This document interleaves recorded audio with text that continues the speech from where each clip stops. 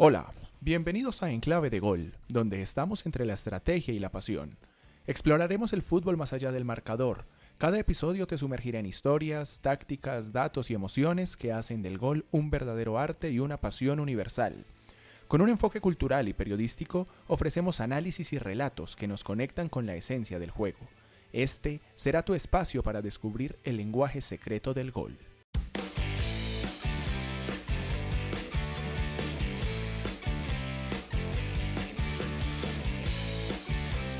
Este primer episodio no podría ser otro que la gran final de la Champions League entre el Inter de Milán y el Paris Saint-Germain. Queríamos tener un debut soñado, ese sueño que tuvimos todos los apasionados por este deporte. Hoy, tanto ustedes como yo, de alguna manera cumpliremos ese sueño. Soy Cristian González y esto es Enclave, donde veremos a estos dos gigantes de Europa competir por la orejona. El Inter y el PSG se medirán mañana sábado 31 de mayo a las 2 de la tarde, hora colombiana, en el Estadio Allianz Arena de Múnich, Alemania. El árbitro encargado de impartir justicia es el rumano István Kovac, el mismo que dirigió la final de la UEFA Europa League el año pasado. Esto lo convierte en el primer juez en arbitrar la final de los 3 torneos más importantes de la UEFA a nivel de clubes: la Conference League en el 2022, la Europa League en el 2024 y la Champions en el 2025. Este además será el primer duelo oficial entre ambos equipos. Los anteriores han sido amistosos y torneos de pretemporada. Comencemos analizando a los protagonistas, así que los invito a que dividamos la cancha en dos y vayamos con los dirigidos por Simone Inzaghi. Io darei la vita, la mia vita, che in fondo lo so. Sarà una partita infinita. El Inter de Milán fue fundado en 1908, acabó de salir subcampeón de la Serie A italiana, quedando a solo un punto del Napoli.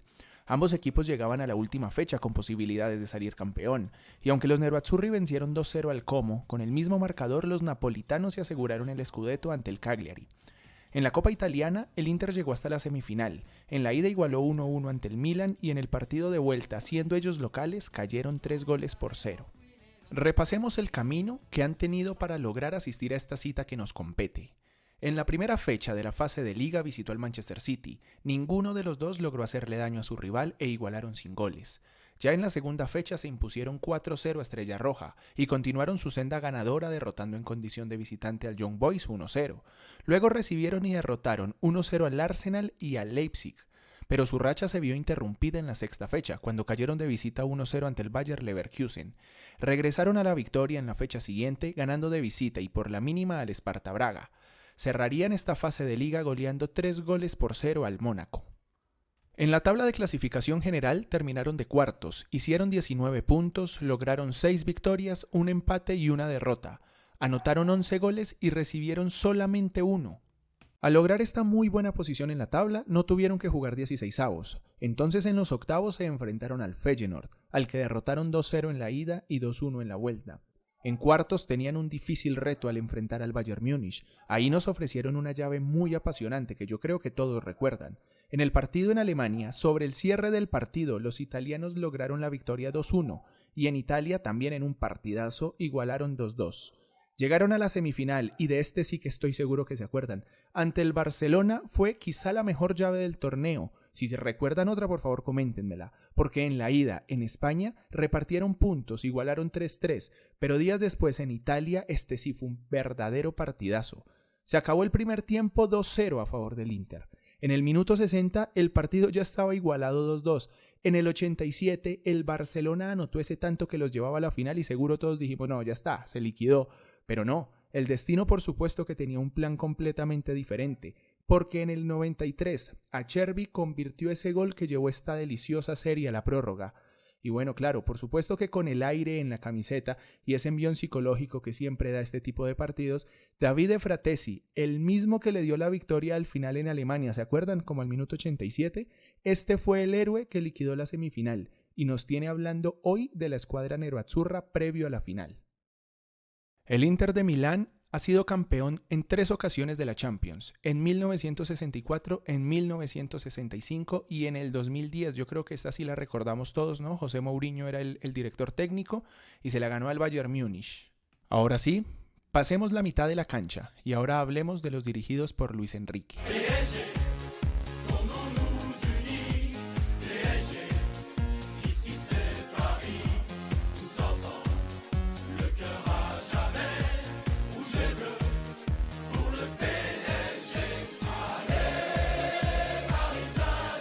El Paris Saint-Germain, fundado en 1970, que ha dominado todas las competiciones domésticas en las últimas décadas.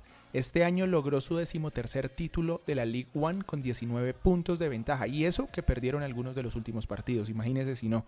Pero en la Copa de Francia, adivinen, también se coronaron campeones y derrotaron esta vez y sin ningún contratiempo 3-0 al Reims. El camino en Champions inició con una victoria por la mínima ante el Girona. En la segunda fecha cayó en Londres 2-0 frente al Arsenal, luego de local igualó 1-1 ante el PSV. Oiga, esta yo creo que nos tumbó las apuestas a más de uno. De local también perdió 2-1 contra el Atleti de Madrid.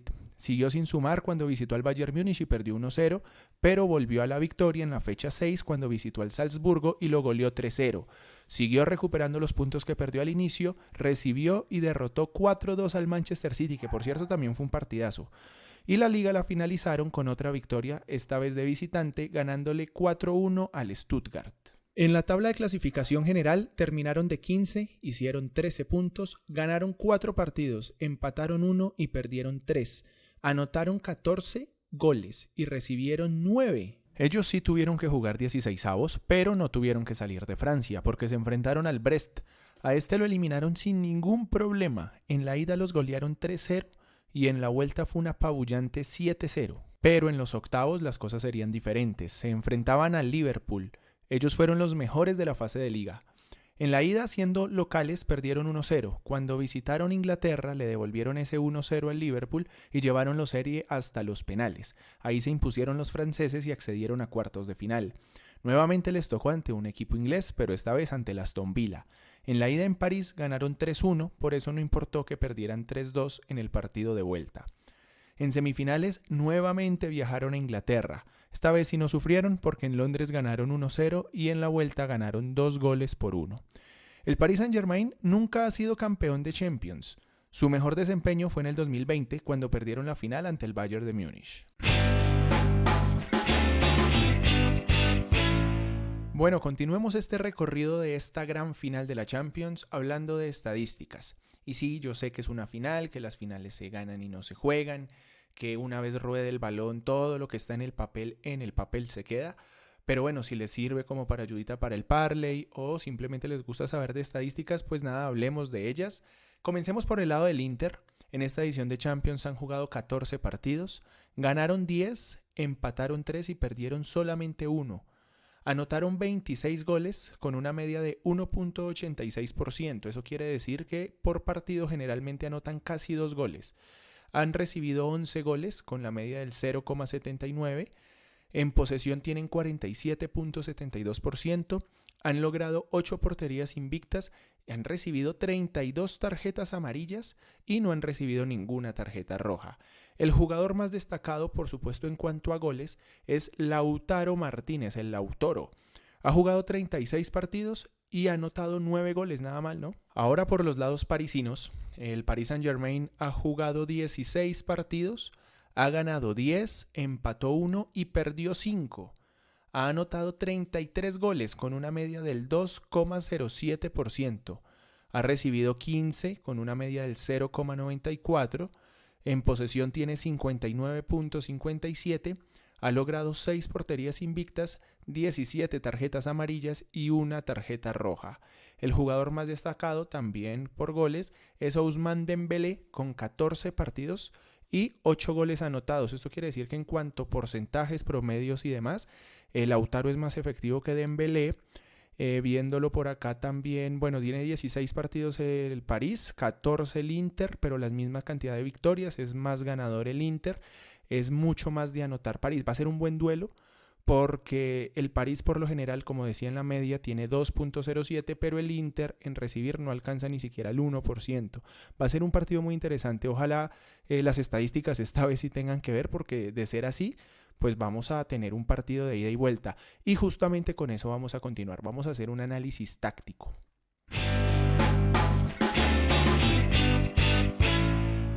Comencemos esta vez con el Paris Saint-Germain. Luis Enrique, el español, suele jugar con un 4-3-3 o un 4-1-4-1, aunque en muchas ocasiones del partido siempre se forma el 4-5-1. Esto le da mucha fortaleza al bloque medio porque colabora poblando la zona defensiva cuando los atacan y dándole fuerza para contraatacar. Ellos suelen presionar alto, absorben al rival y no le dan muchos espacios. Y cuando recuperan la pelota, buscan esas transiciones rápidas, utilizan la movilidad de sus hombres de arriba para generar los espacios en defensa. Justamente esta movilidad y esa permuta de posiciones, además que confunde a los defensas rivales en marca, también les sirve para aprovechar la velocidad de Embelé, Kvaratskhelia, Barcola o Doué, y gracias también a esa coordinación entre ellos, siempre encuentran un compañero libre en zona de definición y de rebote. Pero como ya vimos en las estadísticas, a ellos les anotan muchos goles. Esto se debe que aunque tienen muchos hombres en la mitad, no tienen ninguno que sea un volante completamente de marca, alguien que se dedique exclusivamente a recuperar y organizar la zona defensiva. Esta responsabilidad recae generalmente sobre Ruiz, Vitinha, Neves o Zaire-Emery, y aunque ellos por supuesto son muy talentosos, pues no tienen el oficio que se necesita para esta posición en particular. Hablando ahora del Inter de Milán, por parte de los dirigidos de Simone Inzaghi, él como un italiano que se respete le da una absoluta prioridad al orden defensivo. Aunque su esquema táctico es el 3-5-2, siendo Bastoni, Acerbi y Bisek sus tres defensores, a ellos se le suman Dumfries y De Marco, y si la situación lo requiere también se une Çalhanoğlu y Mkhitaryan. Acabamos de mencionar a Dumfries y Di Marco. Préstenle mucha atención a estos dos, porque ellos son de suma relevancia para Inzaghi. Ellos son los que completan la línea de 5 en defensa cuando los atacan, pero también son los que se suman al ataque generando superioridad numérica en zonas de definición. Ellos son los que se conoce como carrileros, y ellos tienen un desgaste físico muy superior al resto.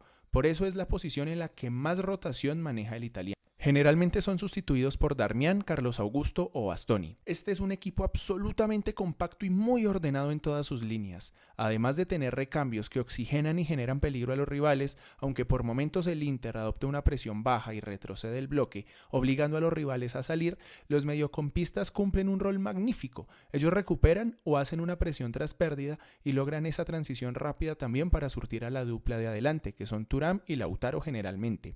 Pero ellos dos tampoco están solos nunca. Ellos siempre tienen la compañía de Fratesi, Varela, Çalhanoğlu, Mkhitaryan y los carrileros que ya hemos mencionado.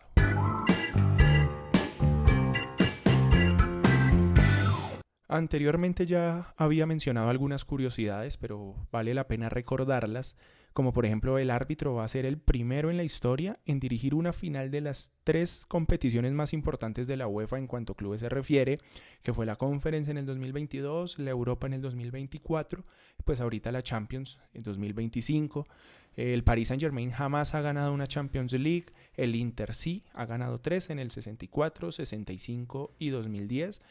Curiosísimo también que el París y el Inter jamás se habían enfrentado en competiciones oficiales y es rarísimo, ¿no? Con la historia que tienen estos dos. Pero bueno, continuemos. El Allianz Arena de Múnich va a ser sede por segunda vez de una final de Champions. La primera fue en el 2012 cuando el Bayern perdió por penales ante el Chelsea. Imagínense, perdió de local ante su hinchada. Ahorita que se vienen los cuadrangulares de la Liga Colombiana me hizo recordar cierto equipo bogotano. Continuemos. Bueno, esta también es grandísima. Imagínense, el Inter va a jugar con su tercer uniforme. Va a ser la primera vez en la historia del torneo que esto va a suceder. Y se debe porque como el Paris Saint-Germain oficia como local y pues esto impide que el Inter juegue con su tradicional nero azzurro, los jugadores decidieron a modo de superstición que van a utilizar el amarillo de la tercera equipación, pues ellos nunca han perdido ningún partido cuando lo utilizan. En cambio con el blanco, que es el segundo uniforme, ellos sí sufrieron la única derrota que han tenido en Champions League de esta edición, que fue ante el Bayer Leverkusen.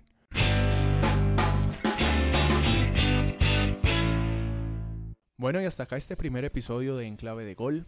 Muchísimas gracias para todos los que se quedaron hasta el final. Espero que les haya gustado, que se hayan divertido, que los datos les hayan interesado. Quiero leerlos, saber sus comentarios, saber qué dato les interesó más, saber si igual que yo van a favor del Inter o si quieren que el París se alce por primera vez en su historia con la orejona, ahora sin Mbappé. Los invito también a que nos sigan en todas nuestras redes sociales. Estamos en Instagram, TikTok, Facebook, Twitter como @sinexagerar con C. Abajo en la descripción van a encontrarlo. En YouTube estamos como Sin Exagerar TV. Al inicio les había dicho que este era un debut soñado, no solamente porque es el primer capítulo de En Clave de Gol, sino porque también es la primera vez que en Sin Exagerar hablamos de deportes. En Sin Exagerar nos caracterizamos por fomentar cultura y creemos que los deportes hacen parte de ella. Y yo como apasionado del fútbol siempre tuve muchísimas ganas de poder incorporar este tema y la final de la Champions me pareció la mejor oportunidad para iniciarlo. Además también es el debut de Sin Exagerar en Spotify y en Patreon, Ahí van a encontrar contenido exclusivo, van a encontrar detrás de cámaras, van a encontrar temas que no van a encontrar en ninguna de nuestras otras redes sociales. Vamos a hablar además de temas paranormales que sé que también les interesan mucho. Así que los invito a que nos sigan allí, que se vuelvan mecena, porque además van a tener contacto directo, van a tener acceso al foro privado, a entrevistas alargadas, a cosas que no van a encontrar en ninguna otra parte. Además, por supuesto, de tener decisión también sobre los temas, sobre las formas en las que vamos a llevar este podcast, porque como les digo, esto es para ustedes y nos gustaría muchísimo que fuera construido también por ustedes. Les agradezco mucho, les envío un abrazo de gol y nos vemos en el próximo partido.